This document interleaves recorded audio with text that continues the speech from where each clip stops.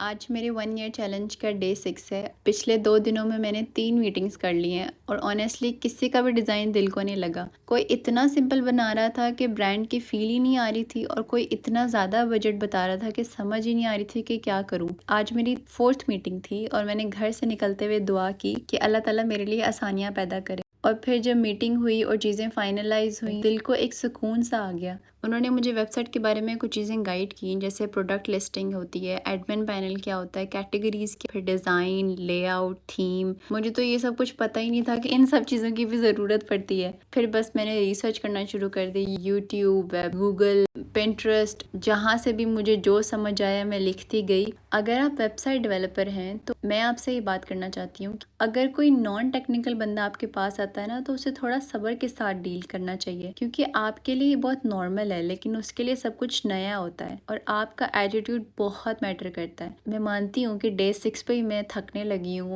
مجھے گھر، بچہ، اپنا بزنس اور باقی چیزیں بھی دیکھنی ہوتی ہیں۔ میں ہار نہیں مان سکتی، اور میں ہار کیسے مان سکتی ہوں؟ میری انسپریشن تو حضرت نصیبہ رضی اللہ عنہا ہیں، جنہوں نے مشکل وقت میں بھی ہمت نہیں ہاری، اپنی ذمہ داریاں بھی نبھائیں، اپنی پہچان بھی سنبھالی۔ تو پھر میں کیوں رکوں؟ اور میں نہیں رک سکتی۔ I almost gave up today۔ آج ڈے 6 تھا اور میں ابھی بھی اپنے آپ کو بنا رہی ہوں۔ انشاءاللہ کل میں ویب سائٹ کی چیزیں فائنلائز کر لوں گی، پھر ویب سائٹ پہ کام شروع بھی ہو جائے گا۔